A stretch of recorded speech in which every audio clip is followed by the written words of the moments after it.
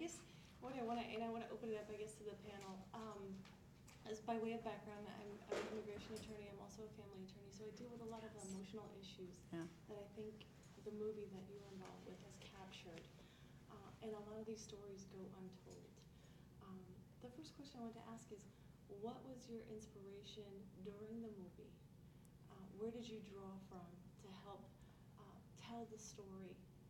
And this is obviously a very dramatic and traumatic story, but no one knows it. And we're relying on you to tell the story to Americans and to the world. Mm-hmm. What was your internal inspiration that carried you? My inspiration was that this was something that I personally went through. And so for me to go back and relive, it was very emotional, but at the same time, it was a responsibility that we all had to retell the story because the world doesn't really know about it. And for me to come from Sudan and Ethiopia and have everyone be clueless about where you're from or why you're here, in a sense, we had gone through so much traumatically, and then we traveled so far to be here, but then no one knows about your story. In a sense, we felt it was a responsibility to tell that story. No, and it's same for me. My inspiration came from, would have to be my parents, both of them. My mum's a refugee. I am a refugee, and I came to the UK, and then my father was from South Sudan, but he passed away. So what inspired me is just to tell the story of what's happening with my people, but to honor my mum and my dad, So that was what inspired me to be part of this film. Many many immigrants come to America, and I imagine to the UK as well, because their parents are seeking a better life for their children. Yeah. Mm-hmm. Is that an expression that your parents made to you? 100%. Yeah, that's what you always hear them say. I'm sure your mom's probably said it. I don't want you to go through what I went through. I want a better life for you, and that's what with a lot of immigrants. That's the main. People think immigrants come here to, I don't know, especially like with the UK, just to go on the dole. You know what the dole is? Mm-hmm. Oh yeah. But they're just getting money from the government and not. But stories like this, it shows you, humanity. Like immigrants come over, but they give back to the country. They work, and they work so hard. They're not here to just. If they probably had it their way and there was no war, they'd be at home. Mm-hmm. But they're here for a reason. For a better life for them and their children. And how would you feel that this movie may or may not affect the current political climate regarding immigration? Well, we're hoping it does affect the current political climate. We played the film in Washington, D.C. last week. We had a screening for 450 people. John McCain came, Nancy Pelosi. I mean, it was a big Washington crowd. And they were very moved by the film. And then afterwards, we had them all sit down and have dinner and talk to one another. So we're trying to move the ball forward with this film because the language of film speaks to all people.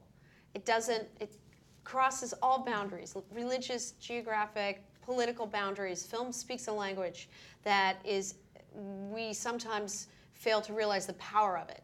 And I'm hoping that the power of this film language can penetrate minds and hearts to change things. I hope so as well. I'm looking forward to that. Do you think that the effect of this was a resettlement from the Sudan or from, I guess, Kenya? I don't know how they calculated where they give you credit of resettling from. Sudan. To the United Sudan, States, yeah. they give you credit They say for Sudan, yeah. Mm-hmm. Okay, how do you think it will affect future possible resettlements? I think that it will tremendously, and I also work with LIRS, who helps refugees resettle into America, and just the whole issue of it, because what they're saying, their main problem is that there's not enough awareness for people to raise more money to help these programs help people settle.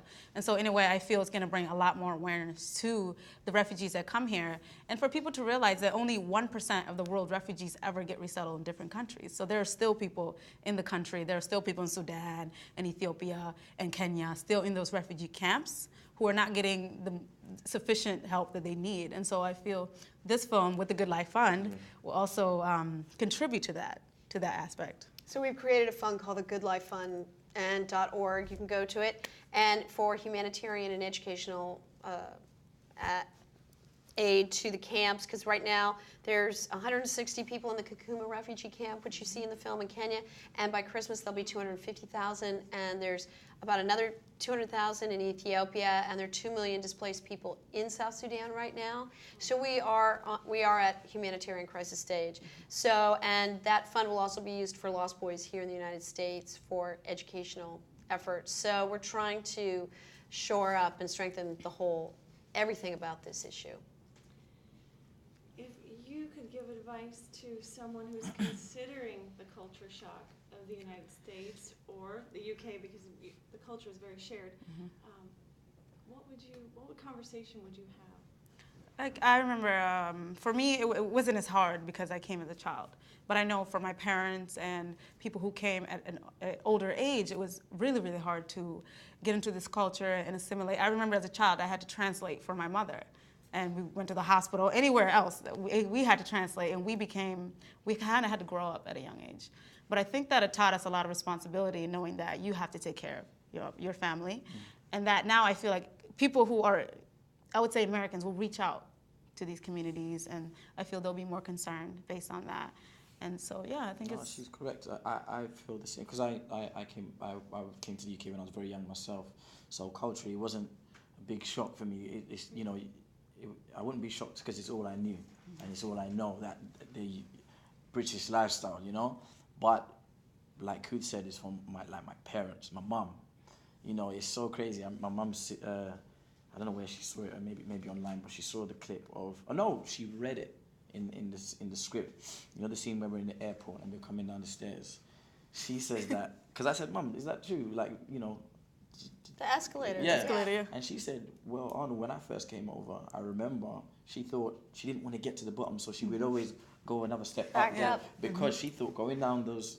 You're going to go thought into the... she would get sucked in. And I said, Mum, really? But that's the reality, And that just stuck with me. Yes. Well, I see that we're short on time. I want to thank you all very much for your time here Thank today. you. And very much for your participation, for sharing this message on Thank behalf you. of immigrants. Thank you. Many immigrants whose stories never get told. Yes. Thank you for sharing. Well, Thank you. put us on social media, tell people to come to the film, and I most certainly will. thank you. We will Thank be you. there. Okay, Thank you very much. you. Thank you.